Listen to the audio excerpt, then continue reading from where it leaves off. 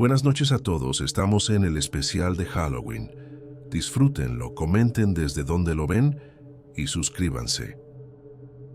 Entré al Riverside el 31 de octubre, por pura terquedad y un poco de estupidez.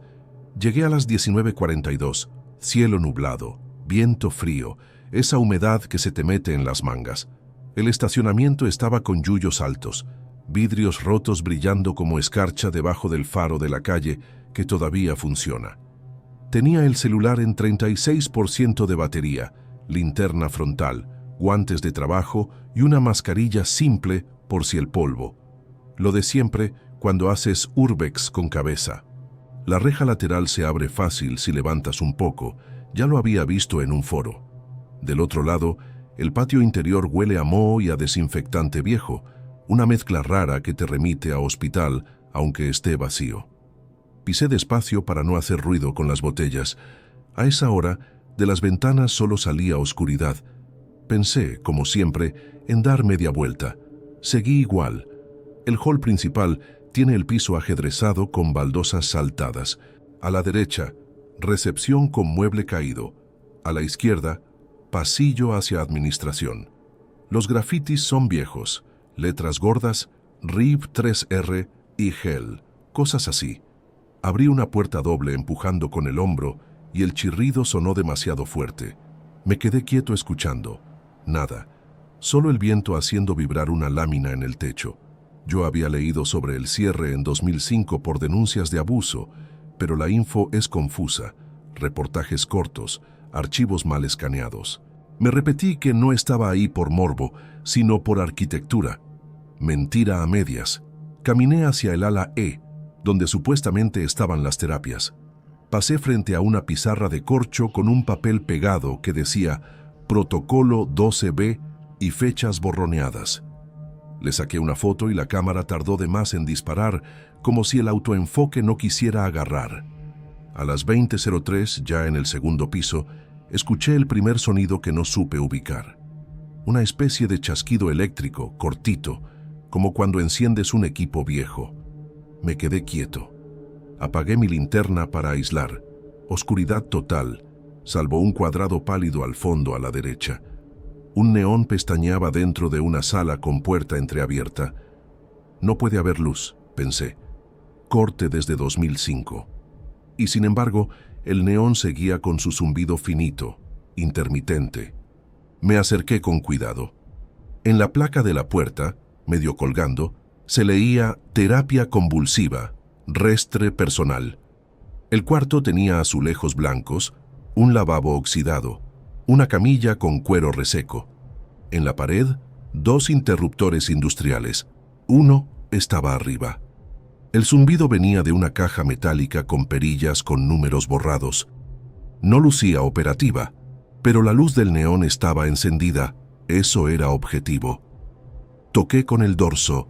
Frío. Pasé la mano cerca.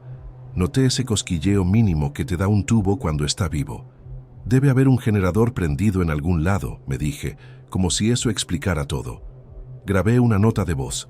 2007, luz en sala E212, posible circuito aislado. Me escuché la voz rara como absorbida por las paredes. En el pasillo, algo cayó a lo lejos. Un eco seco, y me pegué un susto bobo. Respiré lento, seguí. El audio empezó en la sala contigua. Era una voz masculina, neutral, como de terapeuta leyendo un guión. Sesión 3, dígame su nombre. Se oía desde un parlante incrustado en la pared, esos viejos que parecen rejillas de ventilación. Miré alrededor por instinto, como si hubiera alguien más conmigo. Solo había sombras y polvo. La voz repitió, dígame su nombre. Esperé escuchar respuesta de cinta. Hubo silencio. Y entonces, sin saber por qué, respondí en voz baja, Luis. Lo dije flojo, por vergüenza conmigo mismo. Y la grabación, o lo que fuera, hizo una pausa extraña y siguió con otra línea que no encajaba con un cassette fijo. Luis, ¿por qué hoy?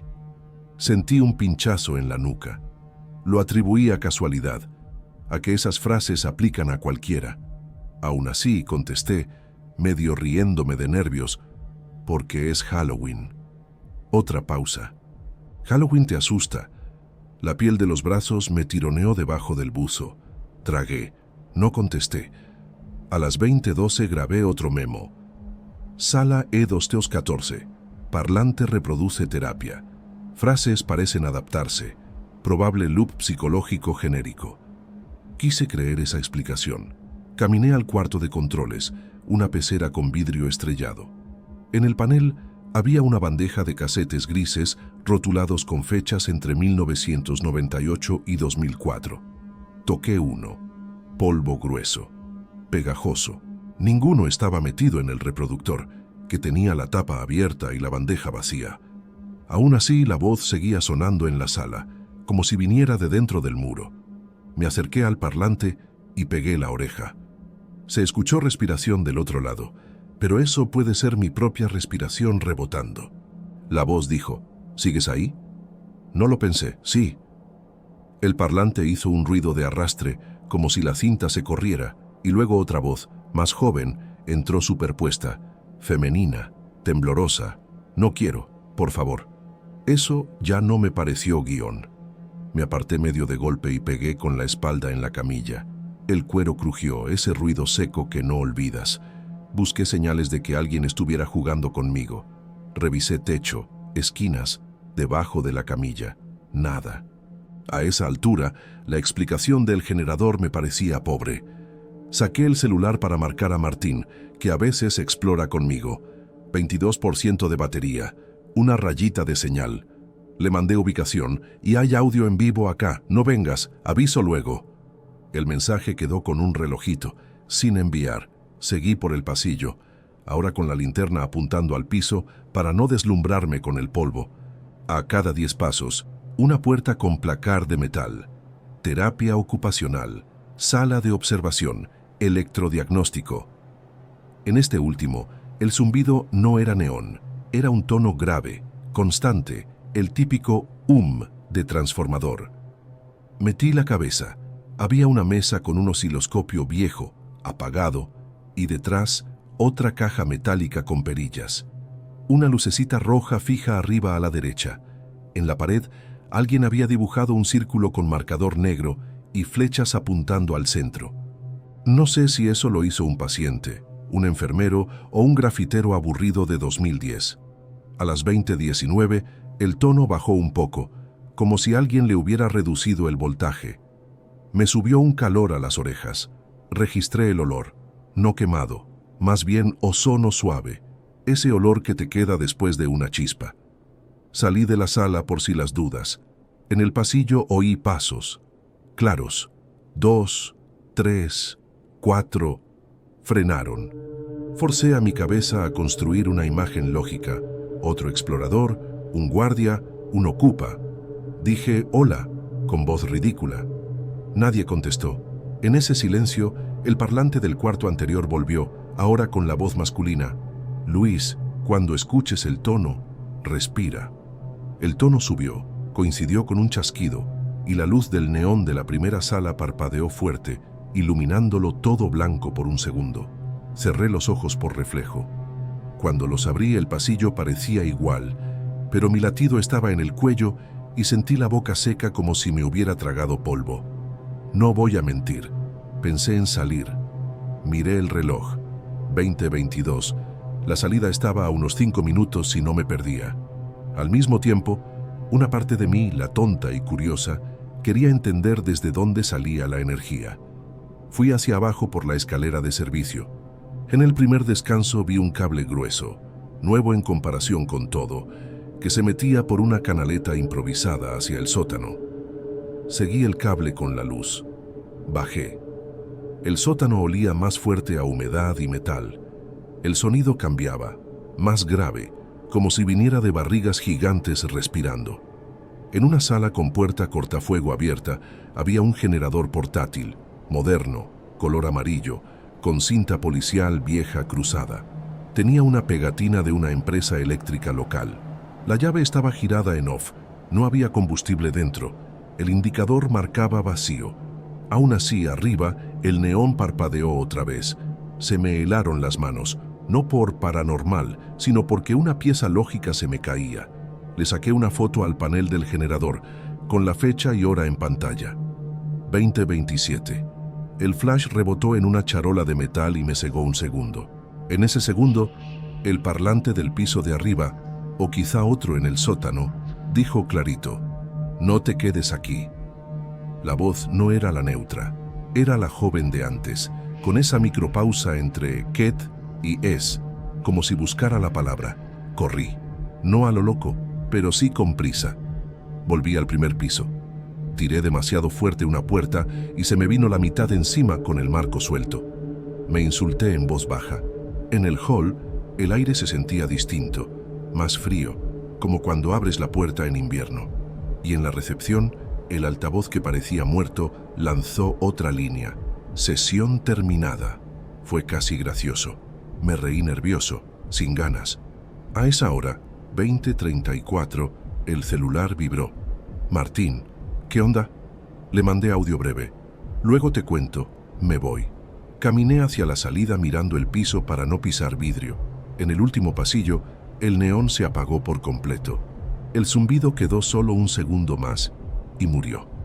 El silencio que queda después de un zumbido es raro. Te hace notar los oídos.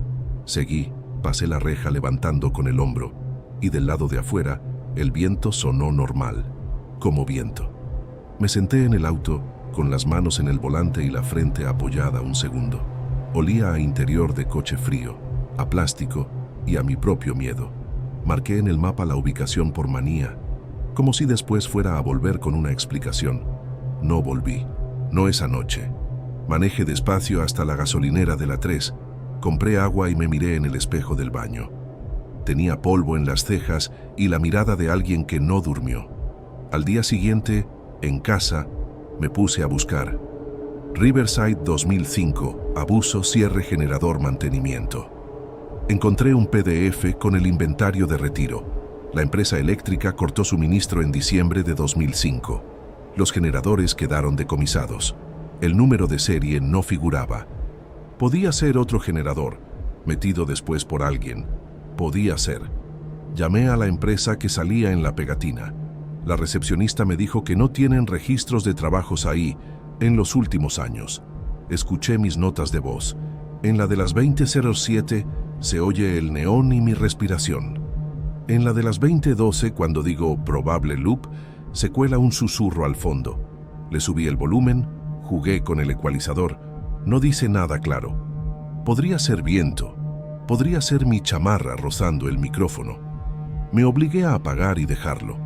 No quería convertirme en esos que le ven caras a las manchas. Semanas después, hablé con una enfermera retirada que había trabajado en otro hospital.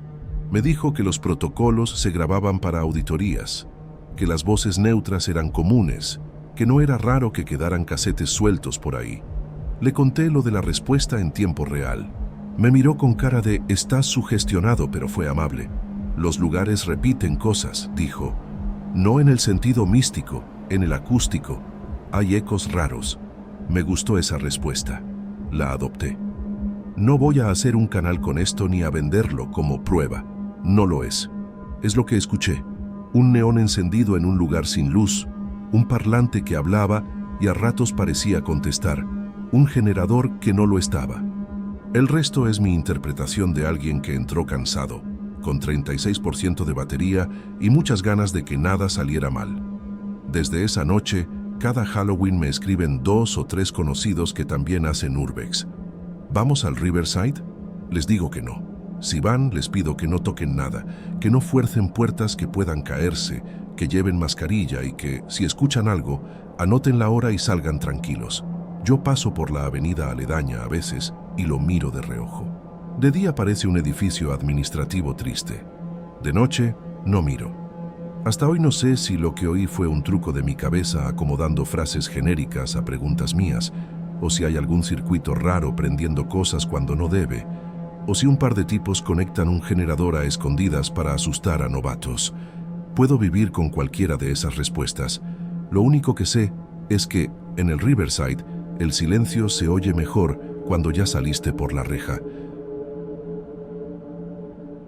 Volvía caminando por el túnel peatonal de Oak Bridge el 31 de octubre, tipo 22:10.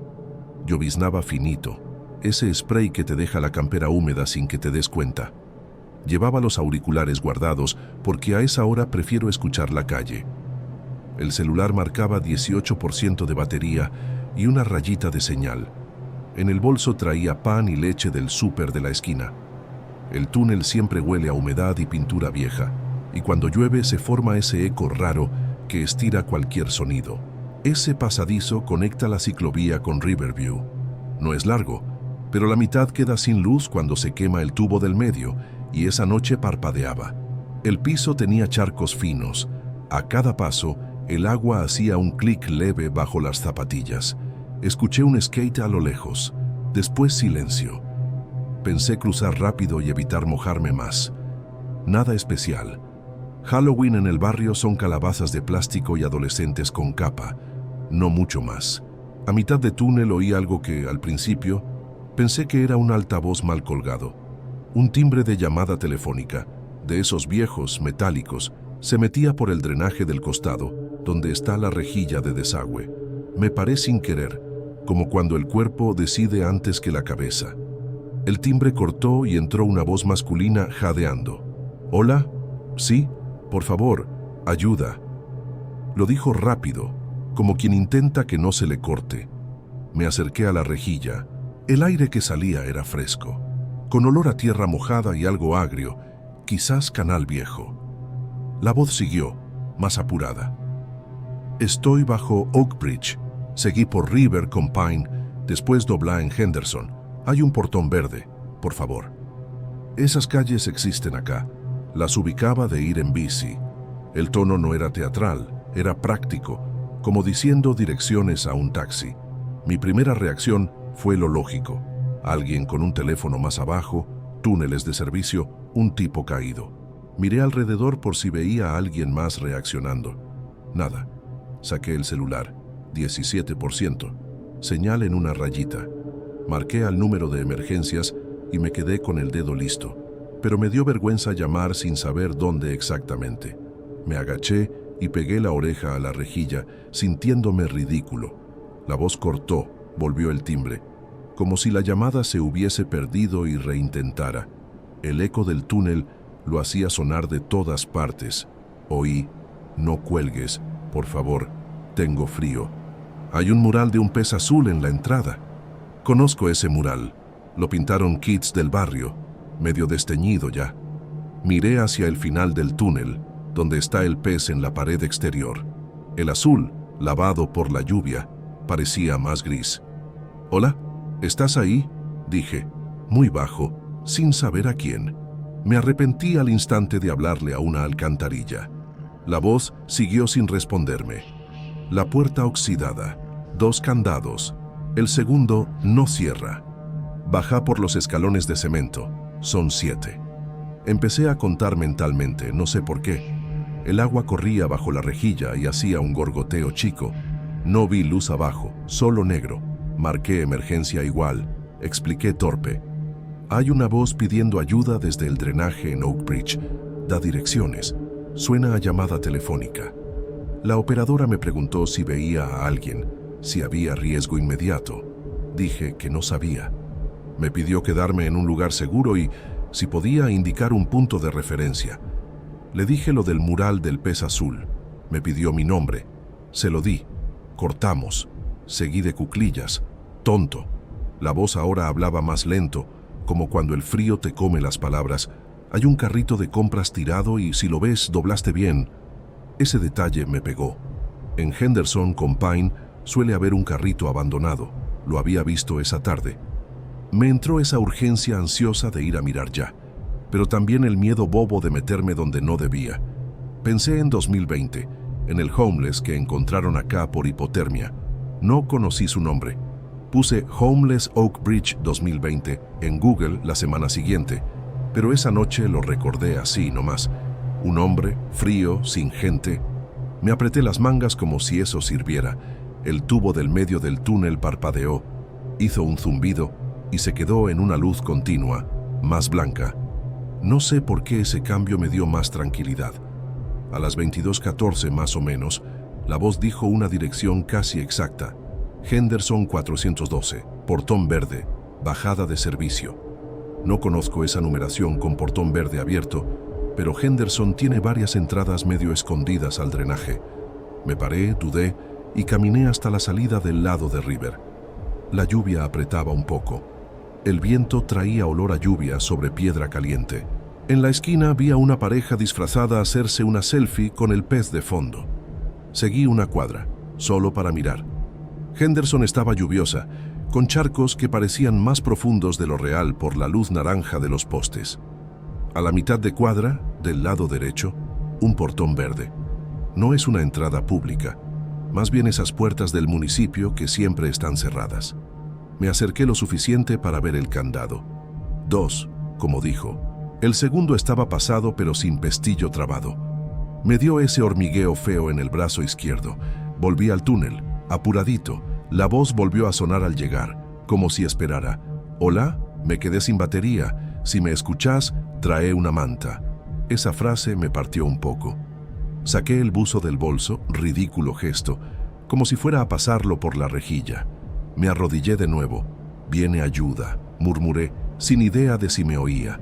El agua seguía su curso lento. El timbre sonó, cortó, sonó otra vez, como un teléfono que insiste en una oficina vacía. Un tipo cruzó por el túnel. Capucha, paso rápido. Me vio agachado y bajó la mirada con gesto de «no me meto». Entendible. Me quedé pensando que, si todo era una grabación, era una muy precisa. Si era un bromista, llevaba un guión fino. Si era alguien abajo, cómo hablaba por teléfono con señal desde un drenaje. Miré mi propio celular. 12%. 2 rayitas ahora. La patrulla llegó a los 10 minutos. Sirena apagada. Luces sin giro. 2 oficiales. Les señalé la rejilla y lo del portón verde. Uno tomó nota. El otro se asomó con una linterna potente. El agua brilló. No vieron a nadie. La voz, por supuesto, callada justo entonces. El oficial me preguntó si consumía alcohol. Le dije que no. Me pidió mi número. Lo anotó. Vamos a revisar el acceso de Henderson. Lo seguí de lejos, sin invadir. En Henderson, el portón verde tenía los 2 candados. El segundo, flojo. El oficial lo empujó y se abrió media hoja. Escaleras de cemento, 7 peldaños. El aire que subió olía más frío, con ese metal mojado típico de alcantarilla. Bajaron 1 metro, alumbraron, llamaron «¡Policía!». Silencio. Luego solo el eco del goteo. Subieron, cerraron y pusieron una cinta de plástico con letras negras. «No pase». Me pidieron que me fuera a casa. Volví caminando con esa sensación rara de llegar desde algo que no pasó. En la esquina, compré 2 pilas para la linterna que nunca uso, por ansioso. En casa, me saqué las zapatillas y me lavé las manos más tiempo de lo normal, como si traía la humedad pegada. En el microondas calenté el pan, ni hambre tenía. Me acosté con el zumbido de la lluvia filtrándose en el túnel dándome vueltas en la cabeza. A la mañana siguiente, con café, busqué llamadas desde drenajes Oak Bridge, Henderson portón verde bajada. Salieron foros viejos, historias cortas, gente que decía haber escuchado teléfonos ahí. Algunos mencionaban que el hombre encontrado en 2020 solía dormir cerca de esa bajada. En una noticia chica, decía que lo habían intentado ubicar por llamadas previas, que daba referencias confusas de calles. No había audio, solo texto. Esa tarde pasé por Henderson de día. El portón verde estaba bien cerrado, con los candados nuevos. En la vereda, un carrito de compras hecho bolsa, las ruedas trabadas por el óxido.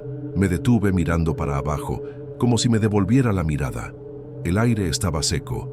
Un ciclista pasó y me esquivó finito. Seguí caminando, sintiéndome tonto y también aliviado de la luz del sol. Las noches siguientes, al cruzar el túnel, bajaba un poco el paso cuando pasaba junto a la rejilla. No esperaba escuchar nada. Igual, el cuerpo se prepara. A veces se oye un coche lejano o una risa desde la calle de arriba o el rebote de los pasos de alguien más. Nada como ese timbre de teléfono metálico. Si cierro los ojos, lo puedo recordar exacto. Prefiero no hacerlo. Un amigo me dijo que puede ser un fenómeno acústico, ruidos de casas con teléfonos viejos rebotando por caños, drenajes que amplifican, coincidencias con nombres de calles que uno ya conoce. Me gustó esa explicación. La adopté para poder dormir. Otro me dijo que seguro es un bromista con un parlante Bluetooth. También me sirve. La otra opción me pesa en el pecho. Este Halloween no me quedé a escuchar. Crucé más temprano, 20:30, con la ciclovía llena de chicos y linternas. El túnel olía menos a humedad y más a algodón dulce por una fiesta cerca. No sonó nada. Igual, al pasar por la rejilla, hice lo mismo que el año pasado. Bajé la vista, dije, hola, muy bajito, y seguí. No creo que ayude, no creo que moleste, no sé qué fue. Sé lo que escuché. Una voz masculina suplicando por ayuda, dando direcciones reales que puedo trazar en el mapa, y un timbre de teléfono que no pertenece al presente. Puede ser que mi cabeza acomodara piezas con la historia del 2020. Puede ser que alguien juegue con la memoria de todos. Puede ser que, bajo Oak Bridge, a veces se pegue un eco que no sabe en qué año está. Desde esa noche, cuando paso por ahí y llueve, bajo el volumen de todo, del pensamiento, del paso, del ruido. Y si siento esa urgencia rara de mirar la rejilla, me digo que ya avisé una vez, que haría lo mismo de nuevo, pero que no me meto por un portón que no es mío. Vuelvo a casa, hago té y dejo el celular cargando para no quedarme sin batería si algún día el timbre suena otra vez. Llegué al cementerio Mount Pleasant el 31 de octubre, casi a las 22:15, más por terquedad que por valentía. La noche estaba limpia, sin luna, con ese frío que te agarra primero en las orejas. Había pasado antes 1000 veces de día, flores de plástico, ángeles de piedra con alas corroídas, pero de noche el lugar parece quedarse sin profundidad, como si los árboles cerraran la perspectiva. Aparqué junto a la reja lateral, frente a la placa de bronce que recuerda a los fundadores, y dejé el auto con las balizas apagadas para no llamar la atención. El celular marcaba 23% de batería. Llevaba una linterna chica y un termo con café, más por ritual que por necesidad. Vivo en el pueblo desde chico y recuerdo el lío del 2012 como si hubiera sido ayer. Titulares con profanación, vecinos furiosos, policías con chalecos amarillos custodiando el portón de hierro. Dijeron que habían destapado ataúdes, que habían rayado mármol con iniciales, que encontraron velas negras. En esos días, Mount Pleasant fue palabra prohibida en sobremesas. Con el tiempo, el cementerio volvió a su rutina de flores de plástico y cortadoras de césped los sábados a la mañana. Pero otro rumor quedó pegado. Cada 1 de noviembre amanece con inscripciones nuevas en lápidas viejas, y esas inscripciones traen nombres de gente viva. Yo no iba a comprobar nada, o eso me repetí, para sentir que no estaba jugando a valiente barato. Fui porque un amigo, Lucas, me dijo 2 días antes que el apellido de su tía había aparecido una vez, hace 3 años, con fecha abierta, como si el mármol se hubiera adelantado a algo. La tía sigue viva, toma el autobús a las 6:30 y cocina pan de banana que huele a gloria. Ese detalle me dejó inquieto. Quise ver con mis ojos si había algo que justificara el miedo, o si era, de nuevo, nuestra manía de contar historias. Empujé la reja con cuidado, rechinó apenas. Adentro, el camino de grava crujió bajo mis zapatillas. En las hileras cercanas a la entrada, los apellidos de siempre: Ortiz, Salcedo, Bianchi. Las sombras de los cipreses se cortaban en franjas por la luz de una farola que parpadea. Decidí rodear hacia el sector antiguo, donde las lápidas son bajas y el mármol está lavado por décadas de lluvia. Iba mirando más los pies que el frente, por miedo a tropezar con una raíz. A las 22:28, junto a la fila C7, se escuchó un tac, como si una piedrita hubiera saltado en el camino. Paré. La farola pareció bajar un tono y volver, nada más. En el aire, ese olor mezcla de tierra húmeda y hojas secas. Respiré hondo y pensé, no te conviertas en lo que viniste a evitar. Un tipo con linterna viendo caras en sombras. Seguí con la linterna apuntando apenas al suelo, para no cegarme. La primera lápida rara que vi tenía lo suyo. Era de 1961, de un matrimonio con foto ovalada en blanco y negro. El mármol, por lo demás, estaba pulido de tanto roce de manos. Y debajo, en una línea que parecía más blanca que el resto, decía un apellido que reconozco porque es el del dueño de la ferretería del centro. No voy a escribirlo acá. No había fecha de fallecimiento, solo el nombre completo, con esa tipografía clásica de cementerio, recta, sin florituras. Pasé la yema del dedo. No era pintura ni marcador, se sentía bajo el tacto, como si hubiera sido grabado y luego limpiado. Me salió el impulso de sacar una foto y lo hice, pero con el flash rebotando en el mármol se ve poco. Guardé el celular rápido, no por respeto, sino por un miedo medio animal a que el brillo atrajera miradas. Miré alrededor. Nada, ni un alma. El cementerio a esa hora es puro aire frío. Anoté mentalmente la ubicación, fila C7, quinta piedra desde el olmo. Evalué si escribirle a Lucas. No iba a ayudarlo a escribirle, sí, vi lo que me dijiste a esa hora, sabiendo que su tía duerme a 2 cuadras de mi casa. Seguí caminando. A las 22:41 pasé por el sector de los soldados, donde todas las placas son iguales, bronce en el suelo, banderitas pequeñas clavadas en tierra.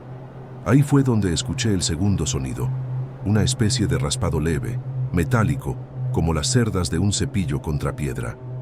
Caminé 2 pasos para adelante y 2 para atrás para ver si era yo raspando algo con la suela. No. Venía de mi izquierda, de un sector donde las lápidas tienen cruces de hierro. Apunté la linterna y vi polvo de mármol volando apenas, como pelucitas iluminadas. El raspado se detuvo. Acerqué la luz a la base de una cruz y no vi herramienta, ni sierra, ni nada. Solo el borde con pequeñas escamas despegadas, como si alguien hubiera lijado. Mi cabeza armó rápido una hipótesis. Bromistas con plantillas y ácido, o un tallador de nombres con mano liviana. Pero no había nadie, no había sombras moviéndose, ni olor a químico. Solo ese resto de polvo que uno diría que pudo estar ahí desde la tarde. El celular marcó 18% y una notificación de WhatsApp de mi hermana. ¿Vas a venir mañana al almuerzo? La pantalla me dio una sensación absurda de normalidad. Contesté sí, 13:30, y de paso le mandé ubicación en tiempo real, por si acaso, aunque me dio vergüenza con mi propio gesto. Guardé el equipo y me prometí dar una vuelta más e irme. Para entonces, ya estaba medio arrepentido de haber entrado. A las 22:55, al pasar por un panteón familiar con angelitos, vi otra inscripción nueva. Esta vez era un nombre que conozco personalmente, la maestra de música de la escuela, con su segundo nombre incluido, que no es tan común. Me detuve más tiempo.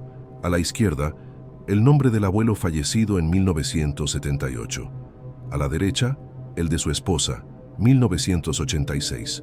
Abajo, el de la maestra, con el mismo tipo de letra, el mismo espaciado, como si la piedra hubiera nacido con ese renglón preparado. Le pasé el dedo otra vez, con culpa. Se sentía reciente, no por textura, sino por ausencia de musgo en la hendidura. Pensé en buscar al guarda. Mount Pleasant no tiene vigilancia a esa hora, salvo un señor mayor que ronda las tardes.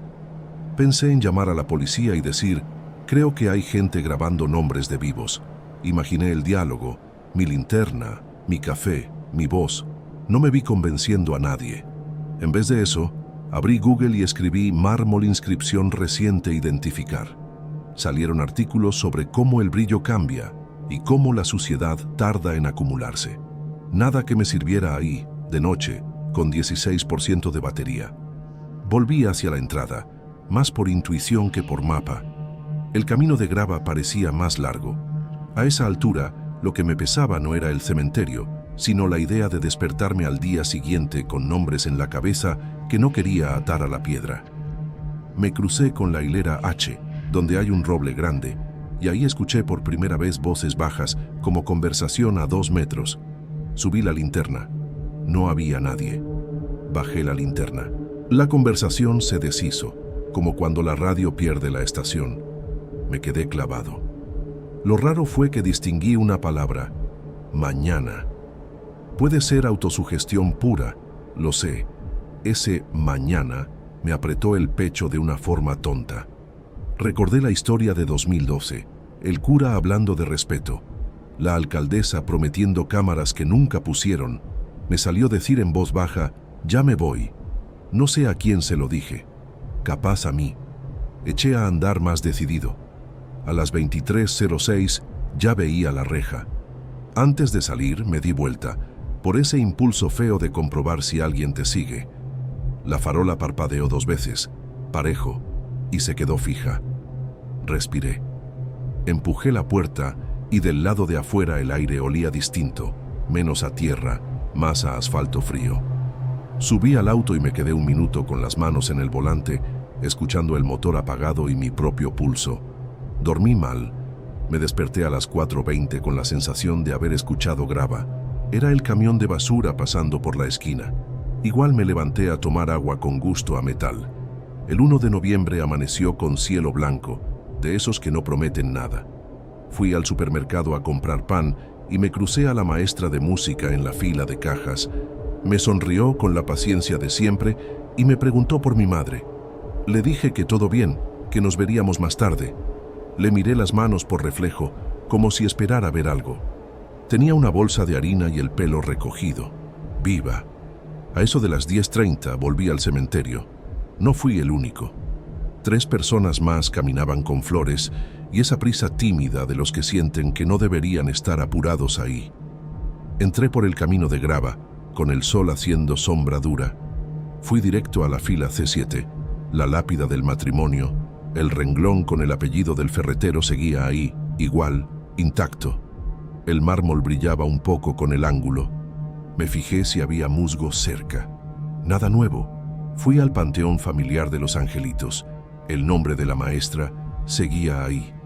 Mis dedos querían tocarlo y se me ocurrió que no era correcto, que si la familia venía más tarde, no quería explicarle a nadie por qué estaba pasando la mano por su lápida. Me di vuelta y vi a Nancy, la Nancy del barrio de arriba, no la de Mapleton, con un ramo chiquito. Me saludó sin sorpresa, como si encontrarme en Mount Pleasant fuera igual que cruzarnos en la panadería. ¿Viste los nombres?, dijo, sin bajar la voz. No digas fuerte, dije yo, por instinto. Caminamos juntos hasta la salida. Me contó que en 2012, después del lío, hubo varias madrugadas así, con renglones nuevos, que la municipalidad cambió la cerradura un par de veces y que igual aparecían. Que una vez el suyo propio apareció en una esquina de una lápida rota y que no le pasó nada después, salvo pensar en eso por semanas. Capaz es gente con plantilla, capaz es otra cosa. Yo paso y saludo igual, dijo. Ese saludo igual me pareció más cuerdo que cualquier investigación. Esa tarde, sin querer, fijé el gesto de tocar las letras de los apellidos en la placa de bronce de la entrada, como si eso me diera un punto neutro para la cabeza. No lo pensé, lo hice. La punta del dedo quedó un poco negra por el metal. Al volver a casa, me lavé las manos 2 veces con agua fría. El olor a jabón neutro no se me fue de la nariz por un rato. Desde entonces, cada 31 de octubre a la noche, me escriben 2 conocidos con la misma broma. ¿Vas a ver si mi nombre aparece? Me río por compromiso y digo que no hago guardia. Y es verdad, no volví de noche. De día, alguna vez pasé con Lucas, por la tía. Las inscripciones nuevas no se van, al menos no rápido. Con el tiempo, algunas se ensucian como las demás, y cuesta distinguir cuáles son de ayer y cuáles de 2019. Intenté darle una explicación que no me dejara prendido del tema. Pensé en una cuadrilla de alguien que sabe trabajar mármol, tono bajo, que entra de madrugada y hace 2 o 3 renglones por año. Pensé en un grupo de pibes con ácido, moldes, paciencia. Pensé en esa manía que tenemos de querer ver nuestro nombre escrito en todas partes, hasta en piedra.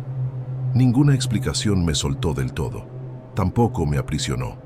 Ahí quedó, suspendida, una noche de lluvia. Meses después, me despertó un sueño donde yo estaba frente a una lápida que tenía mi nombre con un segundo nombre que no uso. Me levanté, fui a la cocina, tomé agua, abrí el celular y escribí en notas: Si lo veo, no significa nada. Me sentí estúpido al instante. Borré la nota. Fui al baño y me quedé mirando el azulejo partido junto al espejo, como si hubiese una clave en la grieta. No había clave. No sé si Mount Pleasant hace algo o si solo lo usamos como espejo de nuestras ansiedades.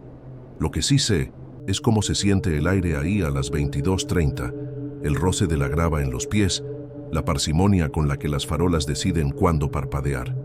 Sé también que el mármol grabado reciente se lee demasiado nítido, como esas tipografías nuevas que todavía no aprendieron a envejecer. No voy a decir que hay un patrón, ni que las fechas se adelantan, ni que alguien elige a dedo. No tengo pruebas. Tengo un par de fotos malas, una conversación con Nancy, la fila C7 marcada en mi cabeza y el apellido del ferretero que me saluda igual cuando le compro tornillos. A veces, cuando paso frente a la ferretería, pienso que el mundo funciona mejor si nadie va con su linterna a buscar su nombre a la piedra. Al menos de noche. Cada tanto, alguien en el pueblo comenta que otra vez aparecieron inscripciones el 1 de noviembre. Los demás levantan los hombros y cambian de tema. Capaz esa es la forma sana de vivir con algo que no tiene cierre. Yo, por mi parte, aprendí a no quedarme mirando demasiado tiempo la hendidura de las letras.